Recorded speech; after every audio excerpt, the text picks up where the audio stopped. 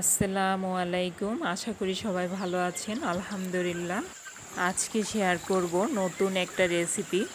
প্রতিদিন মাংসটাকে একইভাবে রান্না করে থাকি, তাই ভাবলাম আজকে একটু চেঞ্জ করে নিই।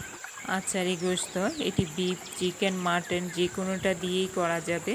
চলুন তাহলে রান্নায়। চুলায় একটা প্যান বসিয়েছি, তার মধ্যে কিছু সরষের তেল নিয়ে নিয়েছি 1 কাপ পরিমাণ। তেলের মধ্যে কয়েকটা শুকনো মরিচ দিয়ে দিলাম। এখন অ্যাড করব 5 ফোড়ন গোটা মশলা 1 টেবিল চামচ। এই মশলাটা আমরা সবাই চিনি, আমি আজকে রাঁধুনি, গোটা 5 ফোড়ন মশলাটাই ব্যবহার করছি এখানে। এখন অ্যাড করব গোটা গরম মশলা, লবং, এলাচ, কালো গোলমরিচ, দারুচিনি, তেজপাতা। এখন অ্যাড করব বড় সাইজের একটি পেঁয়াজ কুচি। দেন বাটা পেঁয়াজ ব্যবহার করব, তাই এখানে পেঁয়াজ কুচিটা একটু কমই দিয়েছি। সব মশলা 5 মিনিট সময় নিয়ে তেলের মধ্যে একটু ভেজে নিয়েছি, পেঁয়াজটা একটু সফট হয়ে আসা পর্যন্ত। এখন অ্যাড করব মাংস। আজকে আমি বিফ দিয়েই করলাম রেসিপিটা। মাটন, চিকেন যে কোনো মাংস দিয়েই করা যাবে। মাংসগুলো মশলার সাথে ভালো করে ম্যাশ করে নিয়েছি। এখন অ্যাড করব আদা বাটা, রসুন বাটা, পেঁয়াজ বাটা। আমি এখানে 3 টেবিল চামচ করে সবগুলো মশলা নিয়েছি। মশলাগুলো মাংসের সাথে ভালো করে ম্যাশ করে নিয়েছি। এখন অ্যাড করব গুঁড়ো মশলা, হলুদ গুঁড়ো 1.5 চামচ, জিরে গুঁড়ো 2 চামচ, মরিচ 1.5 চামচ, লবণ স্বাদ মতো। এখানে নিয়েছি গরম মশলার গুঁড়ো 1 চামচ। এই গরম মশলাটা আমার বাসায় তৈরি, ডেসক্রিপশনে লিঙ্ক দেওয়া থাকবে, প্রয়োজন হলে দেখে নিতে পারেন। বাসায় তৈরি গরম মশলার ফ্লেভার ইভেন স্বাদ দুটোই কিন্তু অতুলনীয়। যেহেতু বাসায় তৈরি করা হয়, সব মশলার উপস্থিতিটা থাকে। এখানে আমি 5 ফোড়ন গোটা গরম মশলাকে 3 চামচ পরিমাণ তাওয়ায় হালকা গরম করে হাফ ব্লেন্ড করে নিয়েছি, একদম মিহি ব্লেন্ড করিনি। সেখান থেকে 2 চামচ গুঁড়ো আমি এখানে অ্যাড করে নিয়েছি। 1 চামচ গুঁড়ো রেখে দিয়েছি রান্নার শেষে ব্যবহার করার জন্য। এখন সব মশলাগুলো মাংসের সাথে ভালো করে ম্যাশ করে নিয়ে 1 কাপ পরিমাণ কুসুম গরম পানি অ্যাড করে দিয়েছি মাংসটা কষানোর জন্য। এখন ঢাকনাটা দিয়ে দিব 20 মিনিটের জন্য। ফিরে এলাম 20 মিনিট পর। আমি 1 কাপ পরিমাণ পানি দিয়েছিলাম কষানোর জন্য।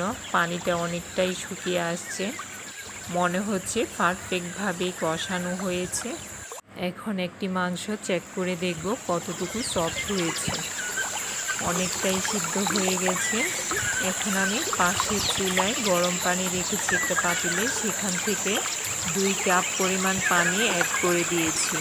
এখন 2টা রসুন ছিলে আস্ত গোটা কোষগুলো দিয়ে দিলাম। এখন আবার ঢাকনাটা দিয়ে দিব 20 মিনিটের জন্য। চলে এলাম 20 মিনিট পর। এখন অ্যাড করব আচার।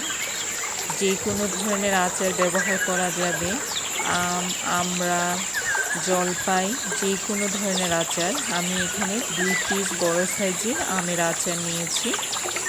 এখন অ্যাড করব 1 চামচ সুগার। টেস্টের ব্যালেন্সটা যাতে পারফেক্ট হয়, একটু টক, মিষ্টি, ঝাল ব্যালেন্সটা যাতে পারফেক্ট হয়। এখন অ্যাড করব 5 ফোড়ন গোটা মশলা যে গুঁড়ো করেছিলাম, সেখান থেকে আমি 1 চামচ রেখে দিয়েছিলাম বলেছি, সেই 1 চামচ মশলার গুঁড়ো অ্যাড করে দিয়েছি। এই মশলাটা দেওয়াতে আচারের একটা পারফেক্ট ফ্লেভার আসবে।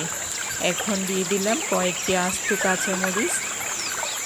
এখন চুলার ফ্লেম একদম লোতে নিয়ে ঢাকনাটা দিয়ে 5 মিনিট এভাবে রেখে দিব। 5 মিনিট পর চুলাটা অফ করে দিয়েছি। ফাইনালি আমার রান্নাটা হয়ে গেল। আলহামদুলিল্লাহ, মাংসের কালারটা কিন্তু খুবই সুন্দর হয়েছে, ইভেন খেতেও কিন্তু অসম্ভব টেস্ট হয়েছে। এই মাংসটা দিয়ে খিচুড়ি, সাদা পোলাও খেতে কিন্তু খুবই ভালো লাগবে। আমরা সবসময় মাংসটাকে একভাবেই রান্না করি, তো মাঝে মাঝে যদি রেসিপিটা একটু চেঞ্জ করা যায়, তাহলে খাওয়ারের রুচিটাও একটু চেঞ্জ হয়। মাংসটা শুধু দেখতেই যে লোভনীয় হয়েছে তা নয়, খেতেও কিন্তু অতুলনীয় টেস্ট হয়েছে। আশা করি রেসিপিটি ভালো লেগেছে। ভালো লেগে থাকলে আমার চ্যানেলটা সাবস্ক্রাইব করার অনুরোধ রইল। আর যারা সাবস্ক্রাইব করেছেন তাদেরকে অসংখ্য অসংখ্য ধন্যবাদ। ভিডিও শেষে লাইক, কমেন্ট, ফ্যামিলি অ্যান্ড ফ্রেন্ডসের সাথে শেয়ার করে চ্যানেলের সাথে থাকবেন, যাতে নতুন নতুন ভিডিওগুলো খুব সহজে পেয়ে যান। এখানেই শেষ করলাম। সবাই ভালো থাকবেন। আল্লাহ হাফেজ।